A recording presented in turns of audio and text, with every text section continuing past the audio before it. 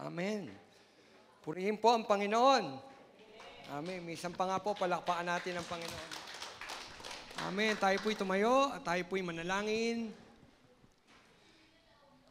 Minsan pa, Panginoon, puspusin mo kami, Panginoon, ng iyong banal na Espiritu, Panginoon. Sa pakikinig namin, Panginoon, ng iyong aral, ng iyong salita, Panginoon. Dalangin ko ang banal mong Espiritu, Panginoon, na siyang patuloy na kumilos sa buhay ng bawat isa sa amin, Panginoon. Baguhin mo kami, Panginoon, sa pamagitan ng iyong mga aral, Panginoon. Buksan mo ang aming mga puso't kaisipan, Panginoon. Salamat po, Panginoon. Sa iyo ang papuri. Sa iyo po ang pasasalamat sa pangalan mo, Jesus, na aming Panginoon, Diyos at tagapagligtas. Amen. Amen. Palakpakan po natin ang ating Panginoon. Pwede na po tayong makaupo, mga kapatid. Hallelujah. Marami rin pong hindi nakadalo, may mga sakit. Pray tayo. Init, lamig na po. Okay po. Tuloy po natin yung ating mensahe sa araw na ito. Karugtong po ito nung nakaraang linggo. Ang pinakamalaking pagkakamali. Po. At ito na po yung panghuli. Kung mayroon po kayong mga Bible, at naniniwala ako mayroon kayong Bible, mayroon po ba kayong mga Bible? Ilan lang? Buksan niyo po sa Bilang o Numbers, chapter 32, verse 23. Ngunit kung hindi ninyo gagawin ang inyong sinasabi, magkakasala kayo laban kay Yahweh, at ito ang inyong tandaan. Tiyak na pagbabayaran ninyo ang inyong kasalanan. Hallelujah! Pinagpala po ng Panginoon ang pagbasa ng kanyang mga salita. Ang pagkakasala sa Diyos, ang pinakamalaking pagkakamali na magagawa ng tao. Dahil ito ay tiyak na pagbabayaran ng tao. No? Ano daw magaganap? Pagbabayaran ng tao. So, ang pinakamalaking pagkakamali nating magagawa, hindi yung nagkamali tayo sa ating mga pagpili ng ating mapapangasawa, na magiging, ang tawag dito, boyfriend o girlfriend, hindi yan. Kundi yung magkasala tayo sa ating Panginoon. Yun ang pinakamalaki nating magagawang kamalian. Dahil sabi nga, katiyakan na pagbabayaran ng tao ang lahat ng ating ginagawa sa ating Panginoon. Hindi daw natin matatakasan ang bunga ng pagkakasala. Walang nagkasala, ang nanalo, lahat ay talo. Dahil may bunga ang pagkakasala. Nung nakaraang linggo, unang bunga ng pagkakasala ng tao sa Diyos, no, ay ang pagkahiwalay ng tao sa Diyos. Nakaapekto daw ito sa ugnayan natin sa Diyos. Alam niyo po, ito lamang pong mahiwalay tayo sa Diyos, napakalaki na nating kalugihan. Di po ba? Yung bang nananalangin ka, hindi mo nararamdaman ang presence ni Lord. Nagwo-worship ka, hindi mo nararamdaman na kinasisihan ka ng ating Panginoon. Bakit? Kasi merong hadlang. Ano yung hadlang? Pagkakasala. At nalalayo tayo sa ating Panginoon Diyos dahil sa ating pagkakasala. Pastor Romel, lagi naman tayo nagkakasala. Opo, lagi tayo nagkakasala. Bawat isa po sa atin, hindi po tayo perfecto. Tayo'y tao, nagkakasala tayo. Ang tinutukoy po dito ng ating Panginoon o ng aral na ito, ay yung pagkakasalang ikinasisiya mo. Ulitin ko, yung pagkakasala na ikinasisiya mo at ipinamumuhay mo, alam mong mali, alam mong kasalanan nito, at ito ay nagbubunga ng pagkahiwalay natin sa Diyos, pero patuloy at patuloy pa rin natin ginagawa. Yun ang naglalayo sa ating sa Diyos. Pero yung minsan magkasala tayo, tapos naramdaman agad natin na, Lord, nagkasala ako. Sorry, Lord, patawarin mo ko. Anyan ang biyaya ng Panginoon. Dahil ang Diyos ay Diyos ng pagmamahal at punong-puno siya ng awa at habag sa bawat isa sa atin. Alam ng Diyos na tayo yung mga mahihina.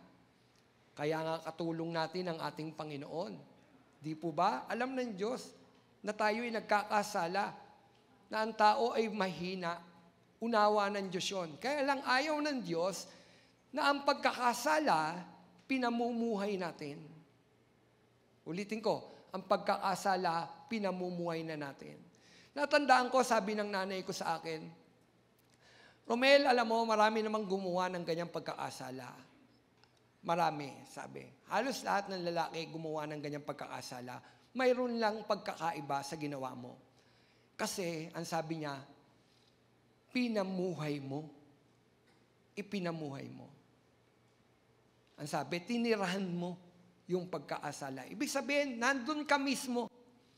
At yung mga ganong pagkaasala, yun ang naghihiwalay sa atin sa Diyos. Amen? Bakit? Kasi, na pinamumuhay mo yung pagkakasala, na alam mong mali, alam mong nakapagbibigay ito ng lungkot sa Panginoon, pero patuloy at patuloy pa rin natin ginagawa. Kahit alam natin na ito'y nakakasakit sa harapan ng ating Panginoon, ginagawa pa rin natin. Ang Diyos mapipigati. Ang banal na Espiritu mapipigati. At kapag napigati o nalungkot ang banal na Espiritu, siya'y aalis. At yun ang pinakamasakit o pinakamahirap na magaganap sa isang tao. Ang alin? Ang malungkot ang banal na Espiritu at umalis sa bawat isa sa atin. Bakit? Kapag umalis na, napigati ang banal na Espiritu, kapatid, anumang ginagawa nating pagkakasala, hindi na natin nararamdaman yung conviction. Hindi ka na nalulungkot. Masaya ka nang ginagawa, pinamumuhay mo na nga masaya na, pinagmamalaki, nagiging korona mo na ang alin, yung pagkaasala. Nakakita na po ba kayo ng ginagawang korona yung pagkaasala? Meron mga ganyan, pinagmamalaki pa nila yung kanilang pagkakasala. Meron ako nakasabay sa jeep. Hindi naman ito chismis dahil hindi ko rin sila kilala. Nakasabay ko lang sa jeep. 2 babae na nag-uusap. Ang sabi nila ganito, yung bang cellphone mo, iniingatan mo. Kala ko naman dahil sa magnanakaw.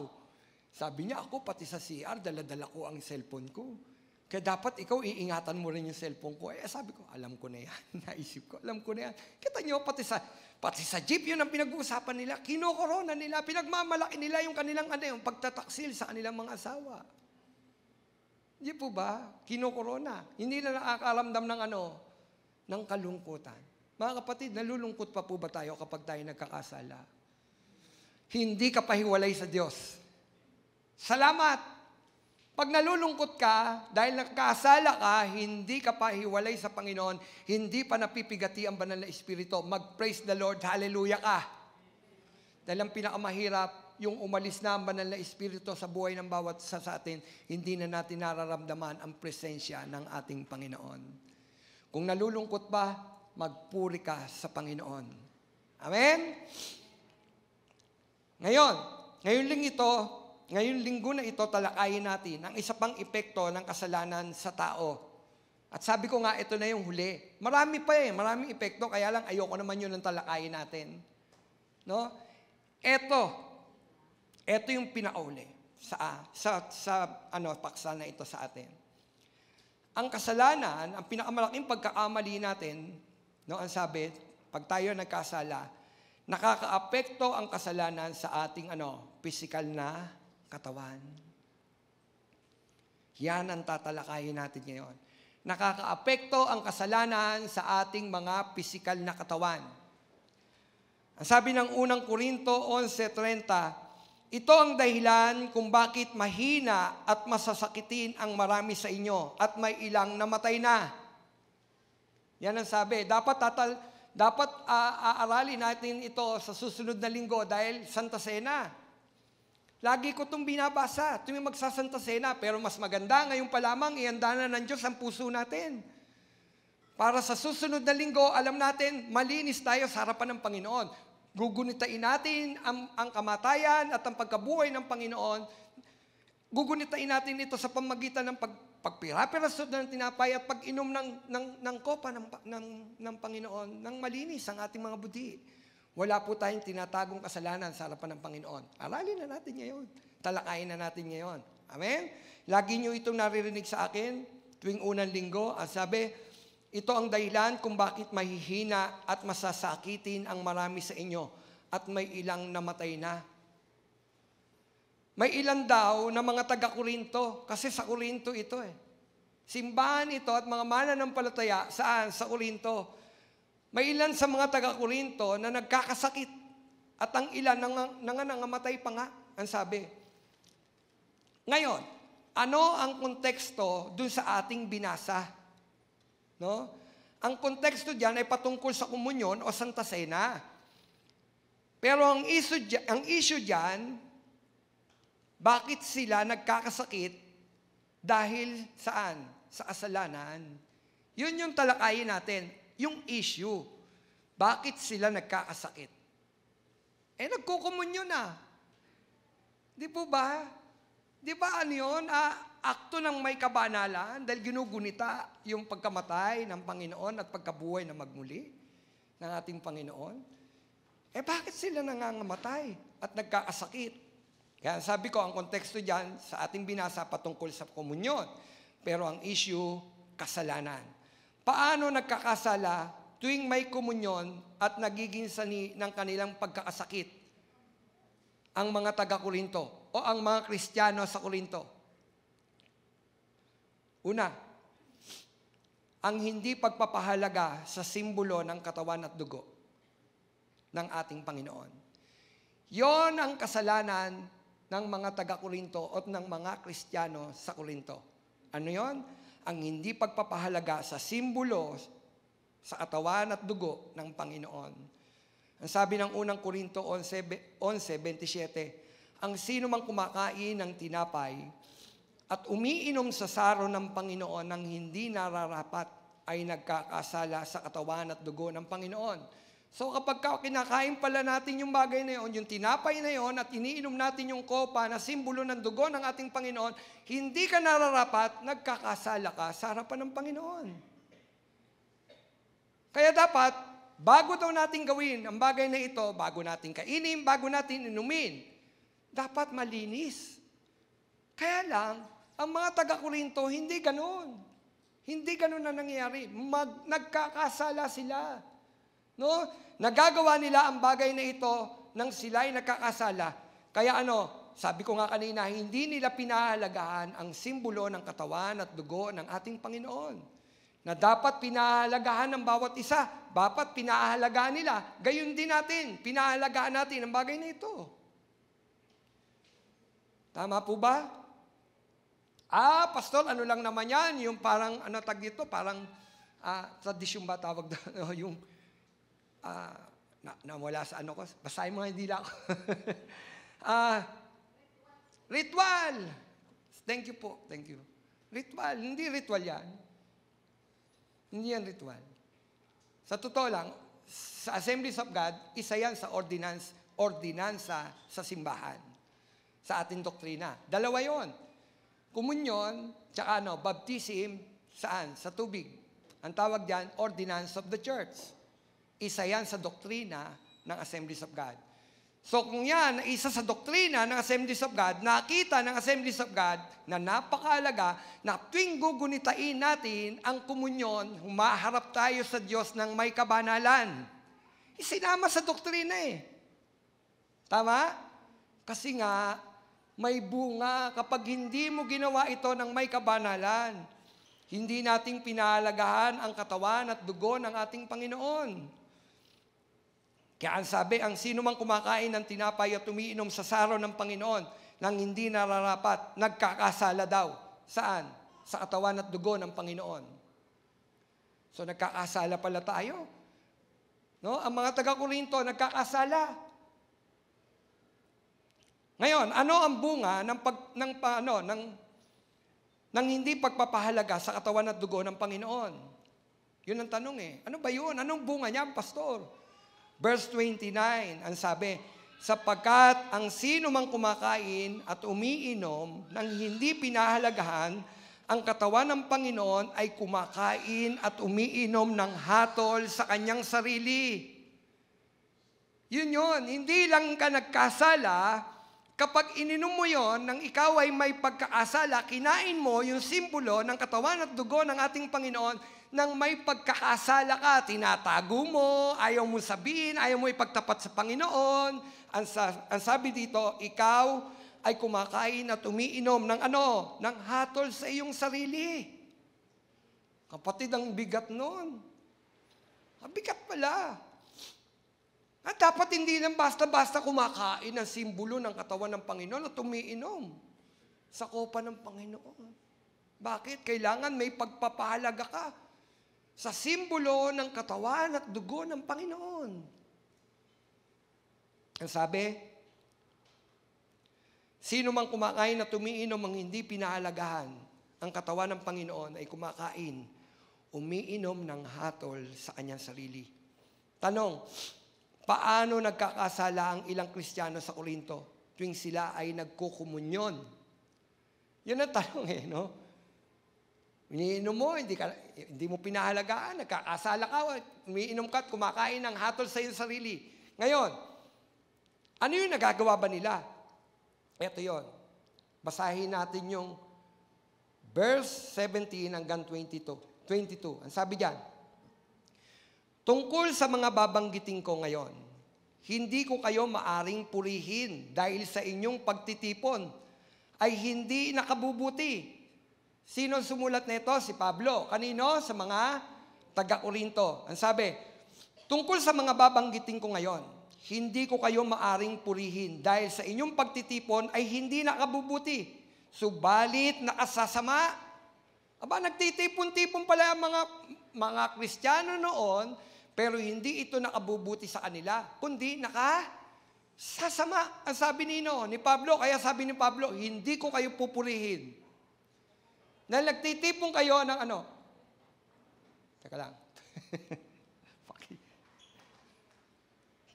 Di nagtitipon kayo, ang sabi, hindi nakabubuti, kundi nakasasama. Una, ang sabi, una sa lahat, nabalitaan ko na kayo'y nagpapangkat-pangkat. Hello? Anong sabi? Nagpapangkat-pangkat. Dati pa pala yung pangkat-pangkat. Kaya ganito ako. Kaya ganun ako. Grupo-grupo. Mga kapatid, sa Valenzuela Bethel ba may grupo-grupo? Bakit kaya nagka-grupo-grupo? Laban sa isa. Yung isang kapatid, laban sa isang kapatid na ganito. Tama? Bulungan. Uy, alam mo ba si sister? Ito ang sabi sa iyo. Uy, alam mo ba si brother? Ito ang sabi sa iyo. Nagpapangkat-pangkat. Tama? Noon pa pala. Sa mga unang Kristiyano sa Korinto, sa kanilang pagtitipon, ang sabi, sila ay nagpapangkat-pangkat sa inyong pagtitipon at kayo'y naniniwalang may katotohanan iyan. Ang sabi, at ako'y pala'y naniniwalang may katotohanan yan. Talaga naman magkakaroon ng pagkakabahabahagi sa inyo upang makilala kung sino sa inyo ang mga tapat. Kaya't sa inyong pagtitipon, hindi banal na hapunan. Ang sabi, sa inyong pagtitipon, hindi banal na hapunan ng Panginoon ang kinakain ninyo. Wow, di ba dapat banal na hapunan? Bakit sabi ni Paul, sa inyong pagtitipon, hindi banal na hapunan ng Panginoon ang kinakain ninyo. Sapagkat ang bawat isa sa inyo ay nagmamadali sa pagkain ng kanyang sariling pagkain. Kasi noon, ganun pala, magdadala ka ng sarili mong pagkain, paghahati-hatian natin. Sabay-sabay tayong kakain. Hapunan talaga, kakain talaga. Nasusundan niyo po ako. Yan. Ang sabi, sapagkat ang bawat isa sa inyo ay nagmamadali sa pagkain ng kanyang sariling pagkain. Ayaw mamigay. Ang damot. Tama? Sabi ni Sister Belia sa akin nung minsan, dahil meron kaming planning, sinama nila ako. Sabi, okay, planning. Sabi ni Belia, magbabaong ka ba? Sabi ko, akin na yung black rice ko, kasi black rice ako. Tsaka, inaano niya ako ng yung mukha ng baboy. Yung mukha, mahaskarate. Masarap yun masarap. Sabi sa akin ni Sister Belia, alin mo na to, ito ang dalin mo. Sabi ko, okay na isa. Kako sabi naman nila magbaon Sabi niya, gusto mo ba ikaw lang kumakain at nasasarapan? Sabi ko pala, baka ayaw nila niya kasi maraming cholesterol yan. Ayaw nila niya. Sabi niya, hindi, dalin mo na. Baunin mo na yan. Baunin mo na. Alam niyo, pagdating doon, kinain, gustong-gusto. Ginagawa pa nga silindro yung buto. Ay, sabi ko, gusto pala nila. Ay, kita niyo kung pinagdamot ko. Halimbawa, sinabi ko, hindi, wag na, okay na para pag uwi ko, meron pa rin. Mahalang maskara. Yung masarap sa'yo, dapat binabahagi mo. Ang mga taga-Korinto, yung sarili nilang baon, kanila lang. Nawala yung diwa ng fellowship. Di ba masarap yung may dala-dala ka, lahat tayo kakain. Natandaan nyo, meron tayong tinatawag na pistang Kristiyano. Babalik natin yan. Babalik natin yan. Ano yun? Magdadala tayo. Di ba natatandaan nyo? Nagdadala tayo at nagsasalo-salo tayo na pistang Kristiyano. No? Eto, mga mananampalataya sa Korinto, yung sarili niyang baon, kinakain niya siya lang. Nagmamadali pa, akin lang to. Akin lang to, walang share. Nakukuha nyo? Hindi sila nagsishare. Sabi, may ilan sa inyo. Ang sabi, may ilan sa inyo. Nagmamadali ng kanilang pagkain. Sa kanyang sariling pagkain. Kaya't nagugutom ang iba. At iba naman ay naglalasing. Ayun. Nawala yung kabanalan. Bakit? Naging makasarili. Hindi nagbabahagi ng pagkain. Nawala yung diwa ng pagkaapatiran. Na dapat, nandun yung diwa ng pagkaapatiran. Di ba? Nawala yun. Tapos yung iba, ang ginagawa, imbis na iinom marahil ng isang shot lang ng wine, tama na yan, iinuman na. Di mo ba? Inuman. Kaya ang sabi dito, nalalasing. Nalalasing sila. Kapatid, tama bang malasing? Mananampalataya ka, lasing ka. Tama ba? Kasi pastor, makita nyo lasing. Tumayo ako dito, lasing na lasing ako. Buksan nyo sa Epeso. Di ba? Tama ba? Makita nyo si pastor na lasing. Ay, biblical naman to. Di ba? Ang Panginoon nga nung mag-imala, ang unang imala gumawa ng alak. Di ba? Tama po ba? At merong ganyan. Naalulungkot. Minsan nga, pastor pa Pastor pa. May isang nangyaring kasalan. Kwento lang naman sa akin, ito'y hindi chismis. Kasalan. Yung nagkasal na pastor, dahil sa, sa beach, o kaya sa, pagkatapos magkasal, kumuha ng San Mig Light, binuksan. May nakakita. Kristiyano. Uy, si pastor, nagsasanta sena. San Mig Light ang gamit. Nakakalungkot. Amen? Hindi mo na pala ito bago. Sa unang Kristiyano, may mga Kristiyano, mismong sa kanilang pagtitipon, naglalasingan. Nag-iinuman. Amen? Nag-iinuman. Matutuwa ba ang Diyos? na yung dapat may kabanalang pagtitipon na uuwi saan? Alam naman ninyo kapag nagkakaroon ng lasingan. Ano na ang bidahan kapag nagkakaroon ng lasing? Di po ba? Minsan nag-aaway pa nga. Yan. Ano pa? Ang sabi ni Pablo, ganito. Wala ba kayong sariling bahay upang doon kayo kumain at uminom? Hindi ba ninyo pinahalagahan ang iglesia ng Diyos? At hinihiya ninyo ang mahihirap? Ang sabi, wala ba kayong sariling bahay? Doon na lang kayo kumain at uminom ng uminom. Ang sabi, hinihiya ninyo ang mahihirap.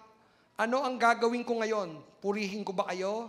Dahil sa mga bagay na iyon, hindi ko gagawin iyon, sabi ni Pablo.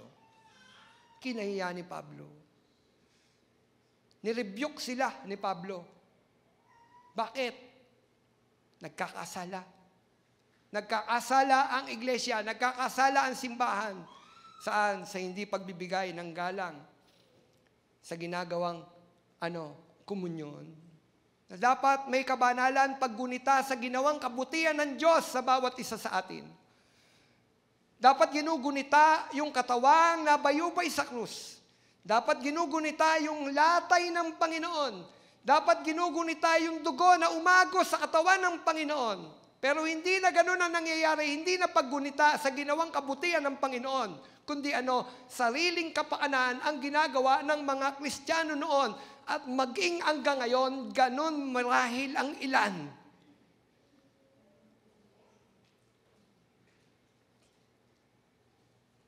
Hallelujah. Tinutuwid tayo ng Panginoon. Pastor Romel, tinutuwid ka rin ng Panginoon.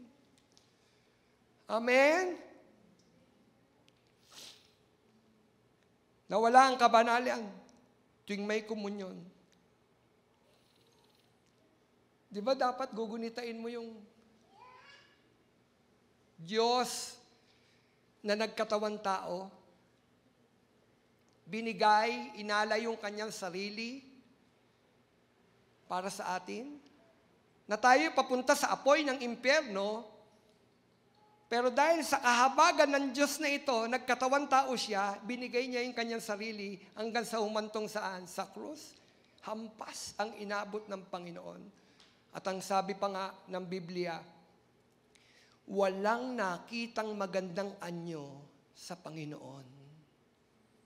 Bugbog sarado ang Panginoon. Yun dapat ang ginugunita ng mga mananampalataya.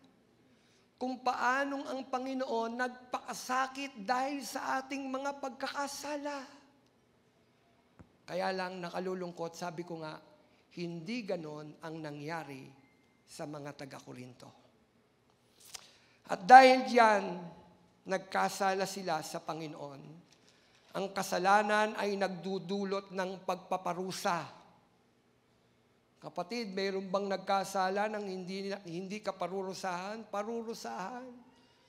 O pastor, si Lord ay siya, Diyos ng pag-ibig. Oo, Diyos siya ng pag-ibig. Kaya lang hukom rin ang ating Panginoon. Righteous si Lord. Matuwid. Judge siya. Hukom. Kaya siya nagpapataw ng parusa. Ano ang nangyayari sa mga Kristiyano sa Korinto? Na nagpapangkat-pangkat, matakaw at lasenggo. Ano ang nangyari sa kanila? Ang sabi ng verse 30, ito ang dahilan kung bakit mahihina. No? Dahil kayo nagpapangkat-pangkat, matatakaw, naglalasing, hindi pinaalagaan ang katawan at dugo ng Panginoon. Ang sabi, at dahil diyan, mahihina, masasakitin ang marami sa inyo. Yun pala.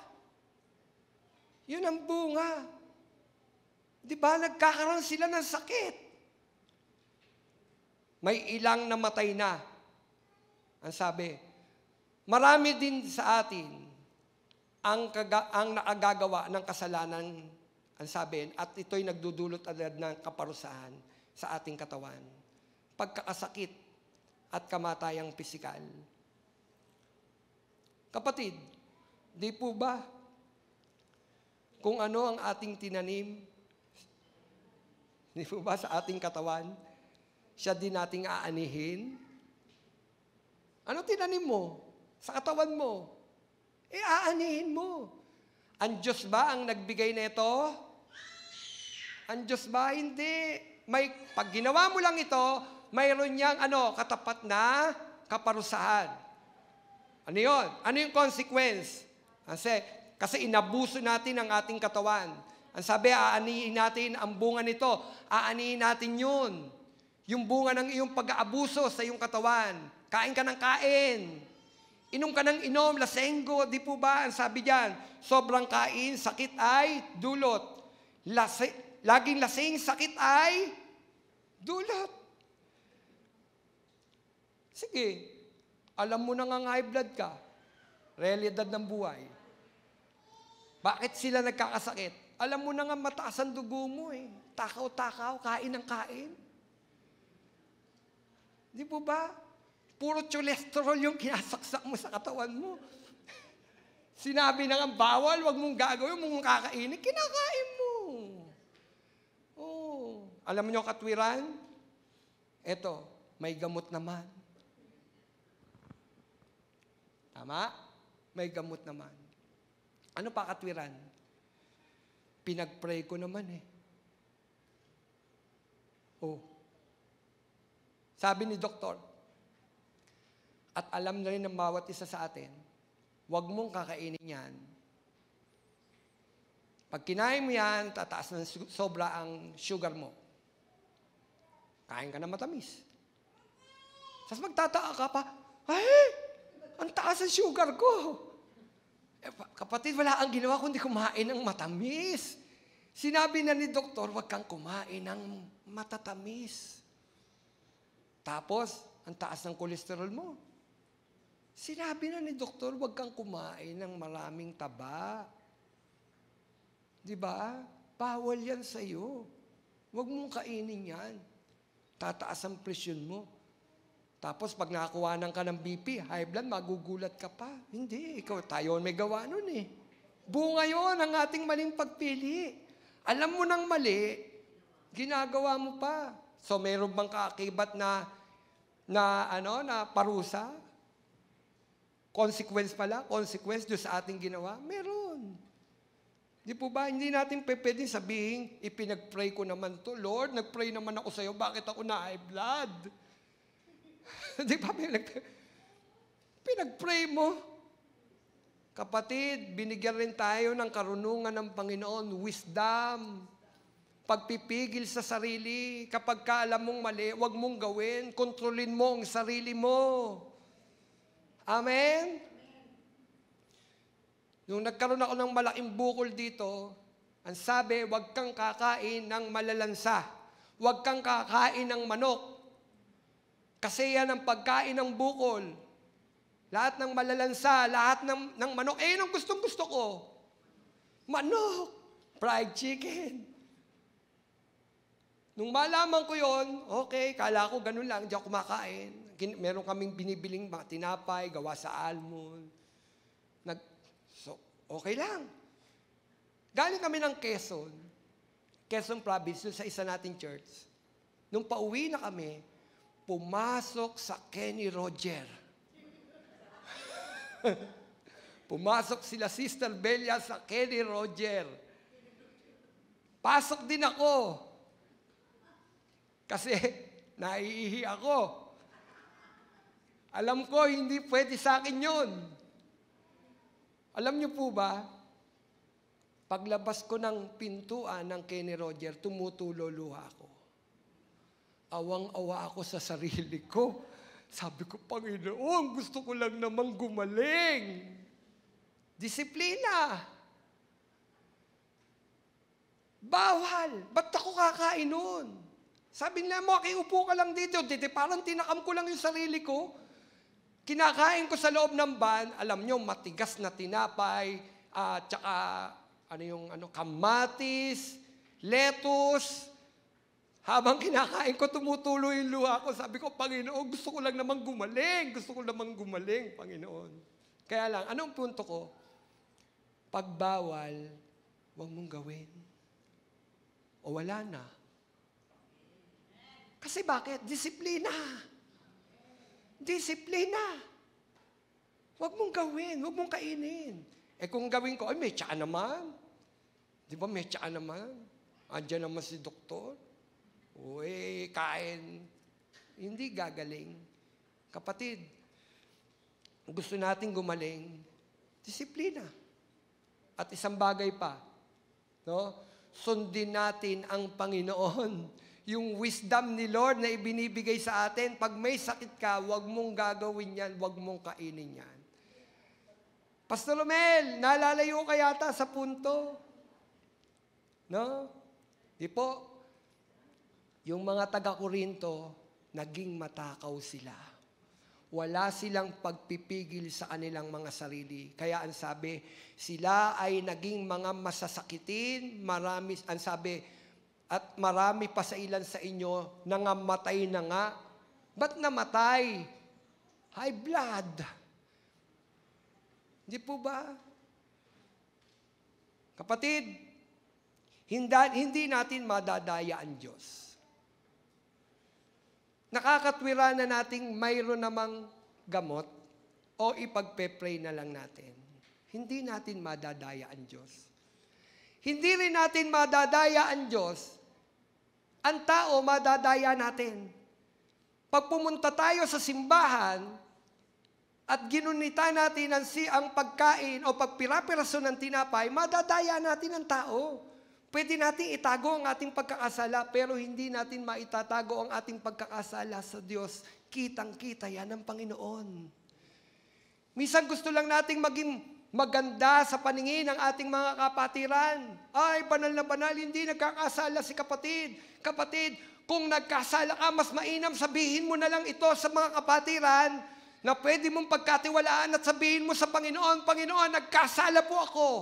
Patawarin mo ako, Panginoon, kaysa itago natin ang ating pagkakamali, hindi natin madadaya ang ating Panginoon.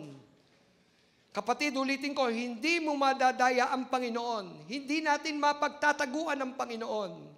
Kapag may pagkakasala, sabihin na lang natin sa Panginoon, Ama, nagkasala ako, patawarin mo ako. Amen? Kapatid, sabi ko nga, hindi natin madadaya ang Panginoon. Nasa niyan, Galatia 6, verse 7 hanggang 8. At dito po tayo magtatapos. Hindi mo madadaya ang Panginoon. Ang sabi, huwag ninyong linlangin ang inyong sarili. Ang Diyos ay hindi madadaya ni numan. Kasi nagtatago ang tao. Ang mga taga-Korinto, nagtatago. Pero inihahayag ng Diyos. Di po ba? Kaya sabi ni Paul, hindi ko kayo pwedeng purihin. Nagpapangkat-pangkat kayo. Sino ang nagsasabi nito kay Pablo? Kapatiran kaya o ang banal na Espiritu? Amen? Banal na Espiritu? Marahil nagdidikta kay Pablo. Ang sabi, huwag ninyong linlangin ang inyong sarili. Ang Diyos ay hindi madadaya ni numan. Kung ano ang inihasik ng tao, iyon din ang kanyang aanihin. Nagasik ka ng kasamaan, ano ang aanihin mo? Kasamaan. Nagasik ka ng isang bagay na ikasasakit ng katawan mo, ano ang aanihin mo? Kasakitan ng katawan. At ang bunga nun, kamatayan. Pisikal. Kamatayan. Kaya sabi, hindi mo malilinlang ang Diyos. Hindi tayo pwedeng sabihin natin, nagpupunta naman ako sa church. Nagpe-pray naman ako. Nagbabasa naman ako ng Bible. Kapatid, kahit ginagawa mo yan, ngunit namumuhay tayo sa pagkaasala, hindi natin malilinlang ang Diyos. Hindi natin pwedeng tabunan ng magagandang pagbabasa ng Bible, pagpe-pray, yung tago nating kasalanang ginagawa. Lihim sa harapan ng Diyos. Kapatid, sabi diyan, kung ano inasik ng tao, yun din ang kanyang aanihin. Nagkasika ng kasamaan, aani ka rin ng kasamaan. Nagkasika ng sama ng loob, aani ka rin ng sama ng loob. Kung anong ginawa mo sa kapwa mo, siyang mangyayari rin sa iyo. Siyang gagawin sa iyo. Bakit? Ginawa mo eh. Tinaniman mo. Nung nakaraang, the group ng mga kabataan, tinanong sa akin, Pastor Romel, pwedeng magtanong. Sige ka ako. Pagka ba nagkasala, tama ba? Pag nagkasala, mayroon bang consequence? Kahit nagsisi na, tama ba? Kahit nagsisi na. Sabi ko, opo. Oo. Pero pinatawad ka na ni Lord. Kaya lang yung bunga nun. In-example ko sa kanila si David. Si David, kinuha niya yung hindi kanya. Sino? Sino yun? Si Bathsheba. Nagbuntis yun. Nagbuntis. Yung anak nun, bunga ng pagkaasala, patay na si Uriah. Sabi ko sa kanila, pinapatay niya. Ginawa na niyang asawa, si Bathsheba. Kaya lang, nabuntis na. Kaya lang, ang nangyari dun sa kanilang anak, namatay. Namatay. Bakit? Kasi anak yon sa pagkaasala. Hindi pwede. Nasusunod na magiging hari ay bunga sa pagkaasala. Nakuha niyo po? Kahit anong gawing luhod ni David, wag mong kunin ang aking anak, Panginoon. Ano pa siya, nag-ahit ng buhok, naglagay ng abo. Nag-fasting. Pero kinuha ng Panginoon yung kanyang anak. Bunga yon ng kanyang ginawa. Kapatid, hindi ko ano hinasik natin, siyang aani natin. Naghasik siya ng kasamaan, inani niya ang kasamaan. Pero ang maganda sa Panginoon, kapag nagsisi ka, patatawarin ka ng Panginoon. At ang maganda doon, parang ganito, habang inaani mo ang bunga ng nagawa mong pagkakasala noon, magtanim ka na ng mabubuting gawa sa Panginoon. Para yung susunod na aanihin mo, bunga ng paggawa mo ng pagsunod sa Panginoon. Mabubuting bagay, blessing mula kay Lord. Amen? Yon. Kasi nga, hindi mo madadaya ang Panginoon. Panghuli, verse 8. Ang nagsisikap sa mga bagay ukol sa laman ay aani ng kamatayan. Ang nagsisikap ng mga bagay na sa Espiritu ay aani ng buhay na walang hanggan. Amen? Yan, sabi ng Panginoon. So, nagsisikap ka, ginagawa mo para sa laman, aani ka. Ayon sa laman, kamatayan. Pero, nagsisikap ka para sa Espiritu, aani ka naman ng buhay na walang hanggan. Kapatid, mananampalataya ka ba ni Kristo? Christian ka ba? Gawin na lang natin talaga lahat ng bagay na kapagbibigay lugod sa ating Panginoon. Buhay ba natin? Paggising natin sa umaga, alam natin nakapagbibigay lugod sa Diyos. Lord, nakabibigay lugod ba ako sa iyo? Yung bang aking ginagawa, nakapagbibigay papuri sa iyo, Panginoon? Kapatid, kung Kristiyano ka at nakilala mo ang Panginoon, pangatawanan mo na. Karirin mo na. Di ba? Gawin mo na yung the best para kay Lord. Gawin mo na yung the best para kay Lord. Huwag tayong magtago kay Lord ng kasalanan dahil may bunga ang pagkakasala. Pero, ang buti-buti ng Panginoon, eto naman yon. Kapag pinatawad ka ng Panginoon, humingi ka ng tawad sa Kanya at ng habag. Nagkasala ka, nagkasakit ka, humingi ka ng habag, ang Diyos naman mahabagin, pagagalingin ka ng Panginoon. Amen? Pagagalingin ka ng Panginoon. Marami na akong nakitang pinagaling ng Panginoon dahil sa kanilang pagtitiwala, sinuko ang buhay sa Panginoon, pinagaling sila ng Panginoon.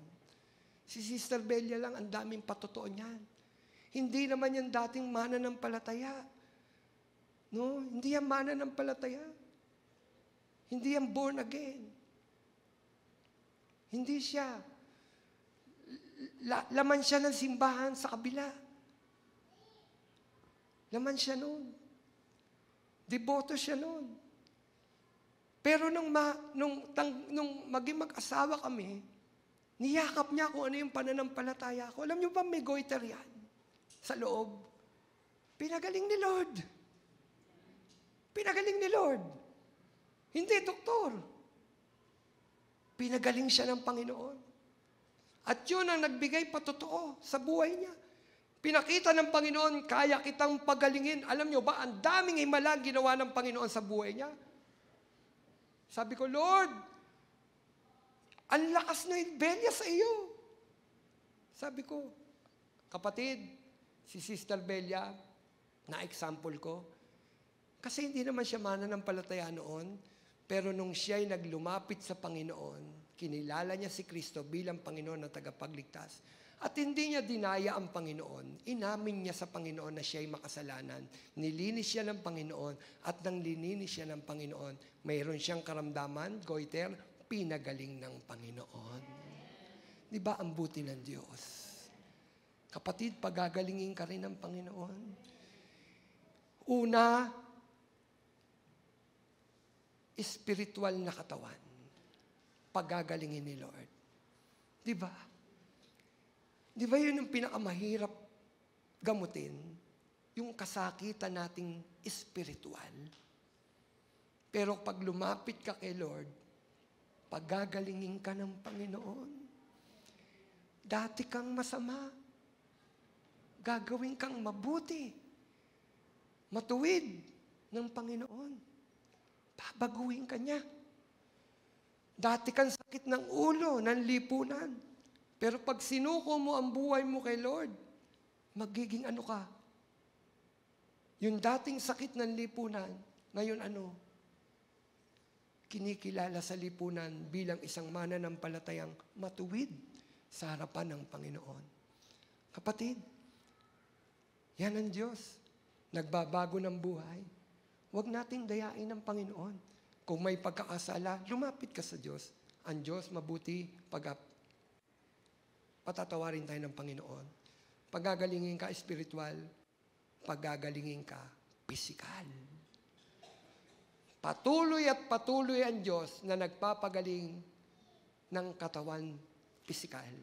Kung noon gumagawa ang Diyos ng himala, nung narito siya sa lupa, maging hanggang ngayon, gumagawa ang Diyos ng mga himala sa mga taong nagtitiwala sa Kanya at umaamin na siya'y nagkasala. Kailangan ko ang habag mo, Panginoon. Patawarin mo ako. Amen? Nawa, sa susunod, sa unang linggo, sa Sunday, ready tayong gumunita sa simbolo ng katawan at dugo ng Panginoon. Malinis yung ating budhi, walang itinatagong sala o kasalanan sa harapan ng Panginoon. Amen? O ready na kayo para susunod na linggo? Amen. Wala tayong itatago sa Panginoon. Mas mainam sabihin natin kay Lord kung ano ang ating pagkakasala. Ang buti-buti naman ng Panginoon, patatawarin tayo. Tayo po'y tumayo.